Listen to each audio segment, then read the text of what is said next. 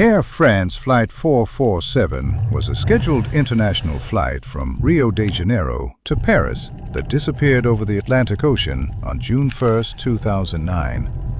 All 228 passengers and crew members on board the Airbus A330 lost their lives, making it one of the deadliest aviation accidents of the 21st century. The aircraft vanished without issuing any distress signal, leaving investigators and the world searching for answers as debris drifted across the ocean. The tragedy triggered one of the most complex and prolonged search operations in aviation history. It took nearly 2 years to locate the main wreckage and recover the flight recorders from the ocean floor.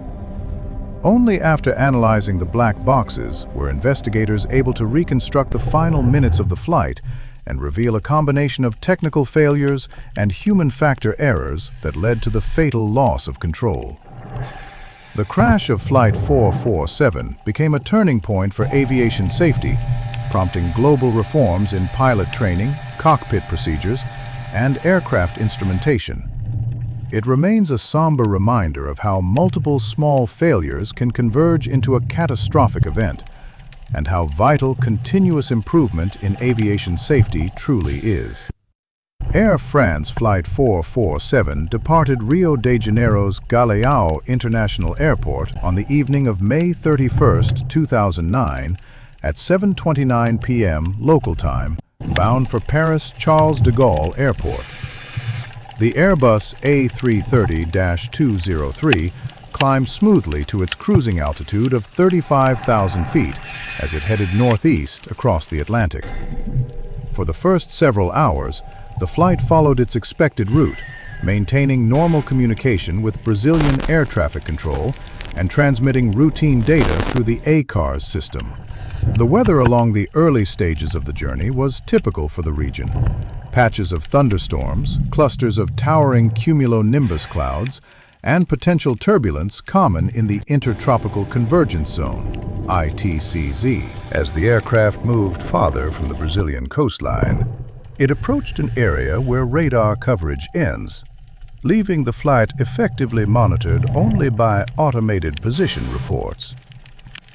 At 1:49 a.m. UTC, Flight 447 made its last verbal contact with air traffic controllers, indicating that it was entering a zone of convective weather. The crew reported no abnormalities and did not request any deviation or altitude change for storm avoidance. Between 2:10 and 2:14 a.m., a sequence of ACARS messages began transmitting automatically from the aircraft, indicating multiple system failures. These alerts pointed to inconsistencies in airspeed readings and disengagement of the autopilot, signals of the crisis unfolding on board. However, no mayday call or manual distress message was ever sent. The airliner simply vanished from tracking systems, leaving only its last known coordinates over the open ocean. When Flight 447 failed to check in with Senegalese air traffic control as scheduled, alarms were raised. Search operations were launched at dawn, and by the next day, scattered debris and fuel slicks confirmed that the aircraft had been lost. The exact location and cause of the crash, however, would remain unknown for nearly 2 years.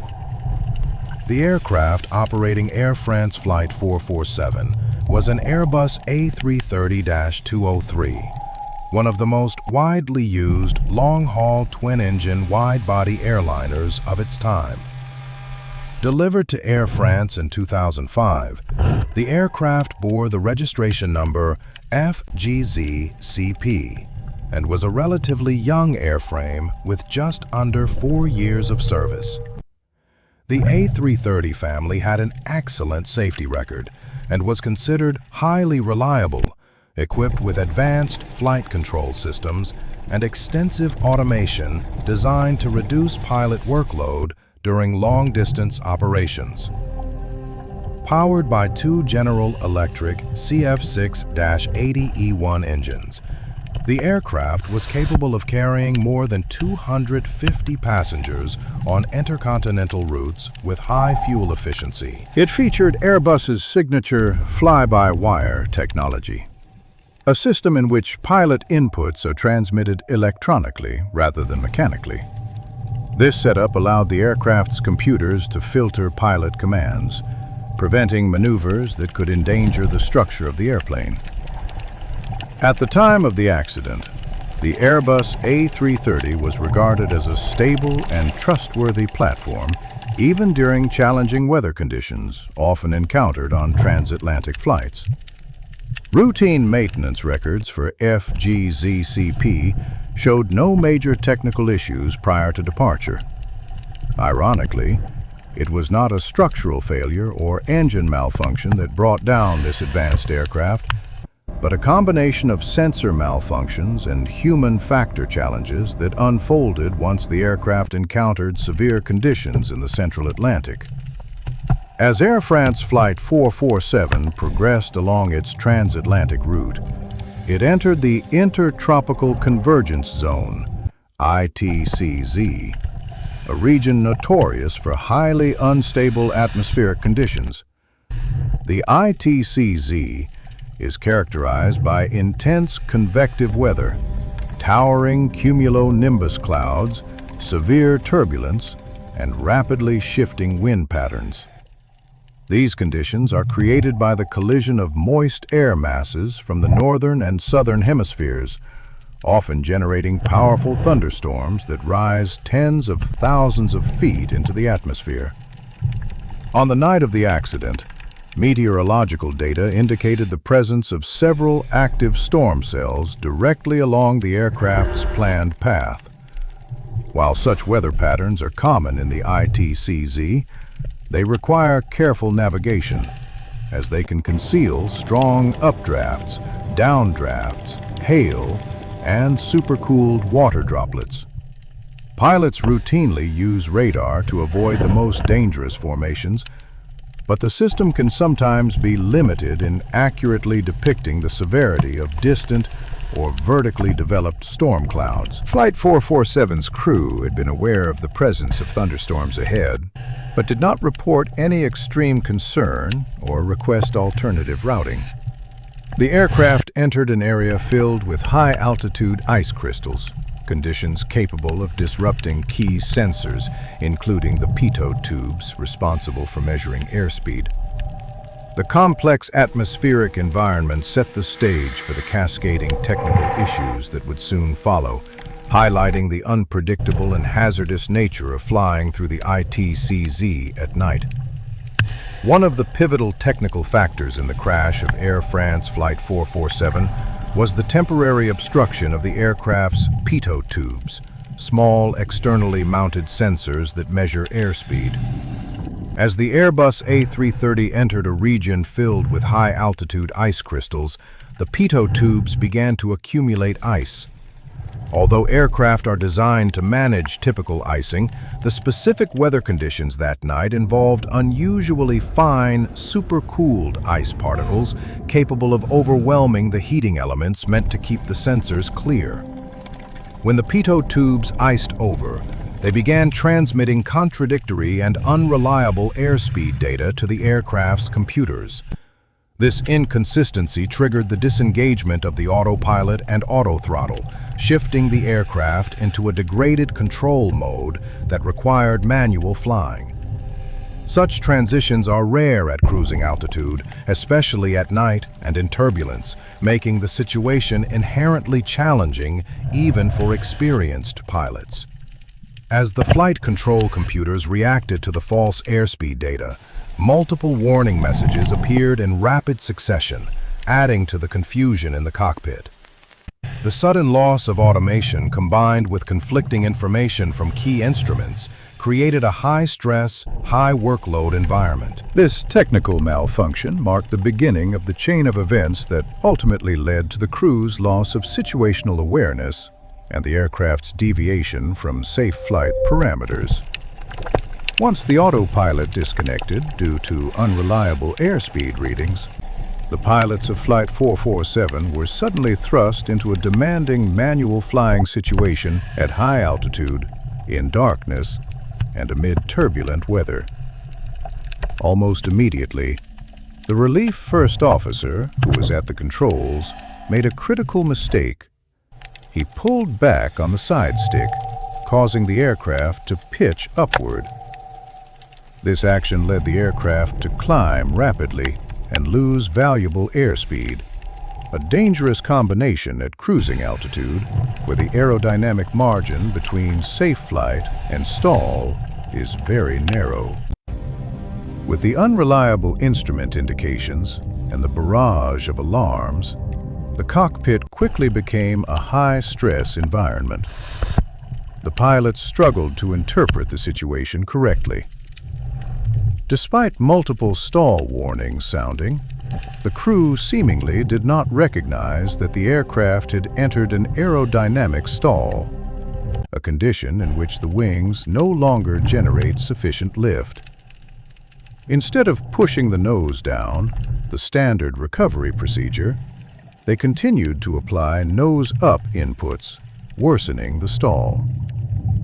Compounding the issue was the breakdown in communication between the two first officers and later the captain, who returned to the cockpit after the crisis had already escalated.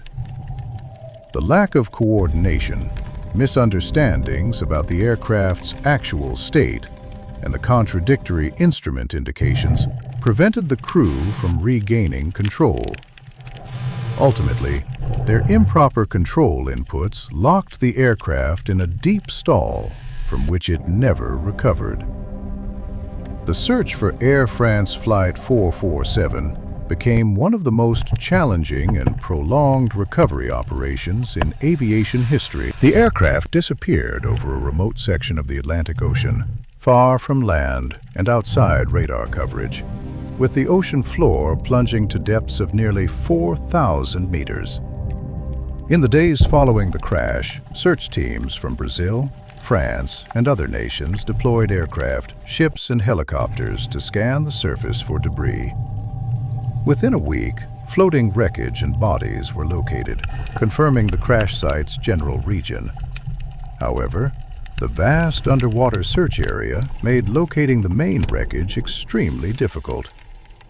Acoustic detection equipment was used to try to capture the pings emitted by the flight recorder's underwater locator beacons, but the signals were never heard, likely due to the immense depth and the rugged underwater terrain of the mid-Atlantic ridge.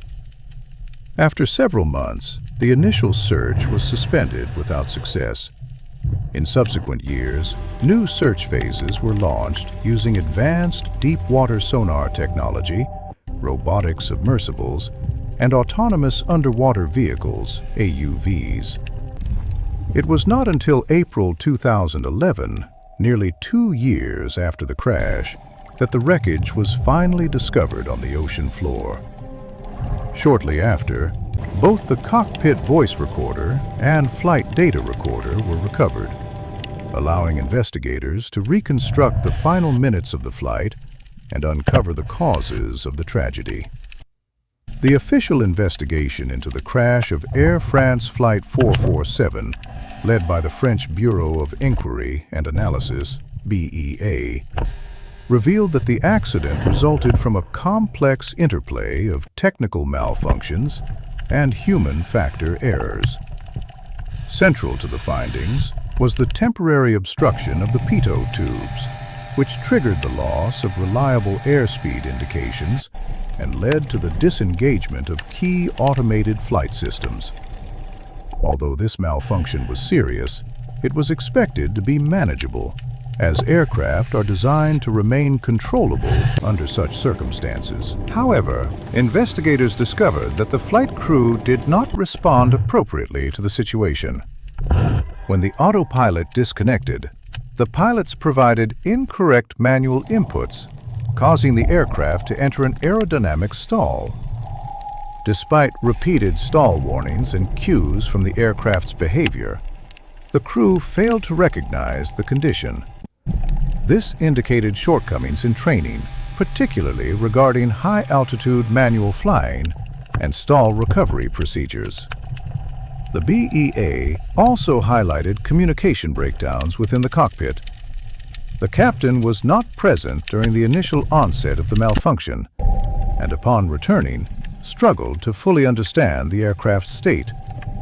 The lack of clear coordination among the crew prevented effective decision-making.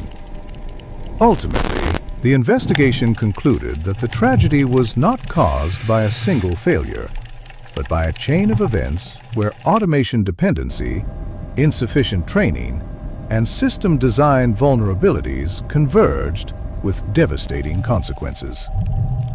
The crash of Air France Flight 447 led to a prolonged and highly public legal battle that unfolded over more than a decade. Families of the victims demanded accountability, arguing that both Air France and Airbus bore responsibility for the disaster due to known issues with the aircraft's Pitot tubes and insufficient pilot training. Multiple investigations revealed that prior incidents involving unreliable airspeed readings had been reported on similar Airbus models, raising questions about whether adequate preventive measures had been taken. In the years that followed, French prosecutors pursued charges of involuntary manslaughter against both companies.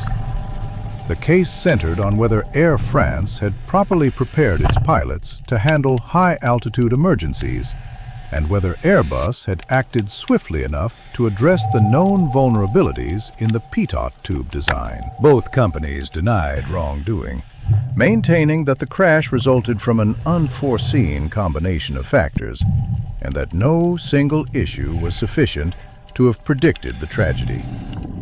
Court proceedings were complex and often emotional, involving expert testimonies, technical analyses, and statements from the families of the victims. Although earlier trials resulted in the companies being cleared of criminal liability, appeals and renewed legal efforts kept the case active for many years. Beyond the courtroom, the public and aviation community closely followed the proceedings, viewing them as a test of corporate responsibility and a measure of how the aviation industry learns from catastrophic failures. The crash of Air France Flight 447 prompted significant changes across the global aviation industry, serving as a catalyst for widespread reforms in pilot training, cockpit procedures, and aircraft technology. One of the most important lessons drawn from the tragedy was the need to improve pilots' ability to manually control modern aircraft at high altitude without relying heavily on automation. In response, airlines and regulators expanded training programs to emphasize manual flying skills, stall recognition, and recovery techniques, particularly in situations involving unreliable airspeed or sudden autopilot disengagement. Technical improvements were also implemented to address vulnerabilities exposed by the accident. Airbus replaced the Thales-designed Pitot tubes used on many A330 and A340 aircraft with more reliable models that performed better in severe icing conditions. Regulatory agencies, including the European Union Aviation Safety Agency, EASA, and the U.S. Federal Aviation Administration, FAA, issued guidelines and directives to ensure that airlines updated their equipment and procedures accordingly. Additionally, the aviation community re-examined cockpit communication protocols, emphasizing the importance of clear, structured teamwork during emergency scenarios. Airlines introduced enhanced crew resource management, CRM, training to prevent breakdowns in communication similar to those observed in Flight 447's cockpit.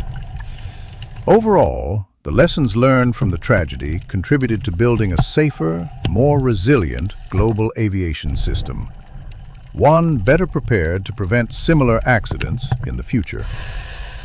The crash of Air France Flight 447 claimed the lives of 228 people from 32 countries, making it not only a devastating aviation disaster, but also a profound global tragedy. The victims included families, business travelers, scientists, students, and airline crew members, each with their own unique life stories, dreams, and futures abruptly cut short. In the aftermath of the crash, memorial services were held across the world, most notably in France, Brazil, and Germany, where families and friends gathered to mourn and honor their loved ones. For many families, the years-long wait for answers and the difficulty of recovering remains from the deep ocean added an additional layer of grief. The emotional toll was compounded by the complex investigation and legal proceedings that followed, keeping the tragedy in the public eye for more than a decade. Support groups and international organizations provided assistance, creating spaces for collective mourning and advocacy. Memorials dedicated to the victims were established both in France and Brazil, symbolizing the connection between the two nations linked by the flight's route. These sites serve as places of reflection and remembrance, ensuring that the individuals lost are not forgotten. The legacy of Flight 447 lives on, not only through these memorials, but also through the safety reforms inspired by the tragedy.